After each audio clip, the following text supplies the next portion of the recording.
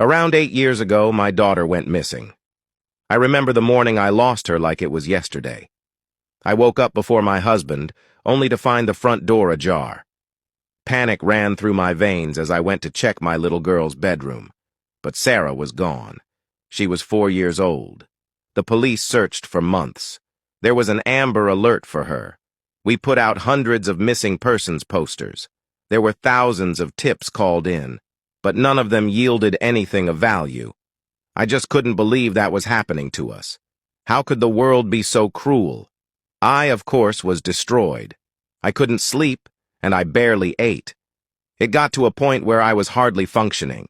If it wasn't for my husband, I don't think I would have gotten through it. He was my rock, and while I knew on the inside he was upset, he stayed strong for me. We couldn't both break down, and thankfully, he never lost it like I did. Not in front of me, at least. "We'll get through this," he would say. "Do you think she's still out there?" I asked.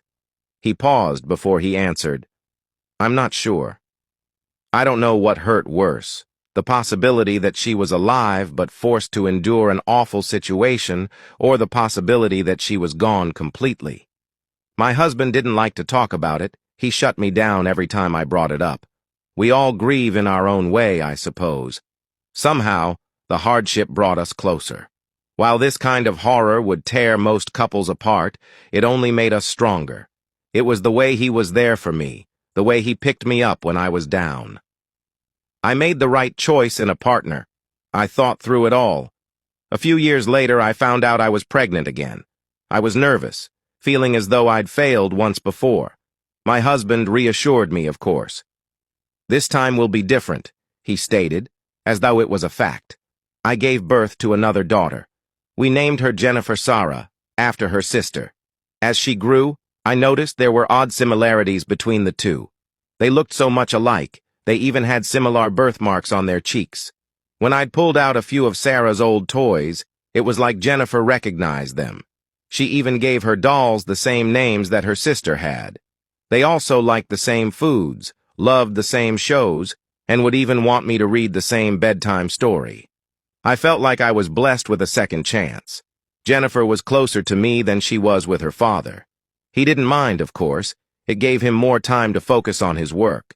He was present as a father, but he wasn't really fond of babysitting, as he would call it. To be honest, I think the similarities were too much for him. Maybe it was too painful. I didn't mind, though. I know it's selfish, but I liked the fact she preferred to spend all of her time with me. Once her father had even offered to take her to the park, but she refused. She wanted me to go instead. Yesterday, something very alarming happened. I took Jennifer to the park. It had a large play structure which she enjoyed, and was surrounded by peaceful woods, which I enjoyed. I watched as she played the same way Sarah did when I used to take her there. She was headed down the slide when a buzz on my phone distracted me. I pulled it out and saw it was a text from my husband. He was wondering what we were going to do for dinner. I replied quickly, then returned my gaze to the play structure. To my horror, my child was nowhere to be seen. I swear I had only taken my eyes off of her for a second. "Not again," I whispered, as I frantically began to search for her. After running aimlessly through the woods while calling her name, I finally found Jennifer. She was underneath a tree and was digging for something. "Jennifer!" I shouted as I rushed to her. "Mommy!" she said as she turned. Her hands were covered in dirt, and she looked worried. "What were you thinking?" I asked as I grabbed her by the shoulders. "Do you know how much you scared me? You could have gotten hurt. Do you understand that? Never run off like that again." I'm sorry." She frowned. I hugged her and sighed in relief. "What are you doing out here?" I questioned. She pointed to the hole she had started to dig. I raised my eyebrow curiously and walked over to the shallow pit. "Don't play in the dirt," I said. "I have to keep digging," she exclaimed. "I have to show you." "Show me what?" "Mommy, just keep digging. You have to see. It's a deep hole." I don't know why, but I felt like I had to listen. We stopped by the house and grabbed our shovel. "Do you want to stay here with Daddy?" I began. I'll be right back.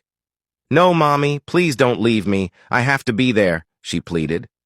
Okay, but you need to stay right next to me, I relented. No running off. You really scared me. I know. I'll stay close this time. Promise. The two of us headed back to the park. We walked through the woods and found the shallow hole Jen had dug. I began to shovel at it. I don't know how long it took me before I hit something. Maybe it was hours. Little Jennifer did as she was told. She stayed nearby, eating a sandwich and the snacks I had packed her. I dusted off the hard surface I had struck, only to find something that was an off-white color. I dusted away the dirt until I could make out what I was looking at. There in front of me was a child-sized skull.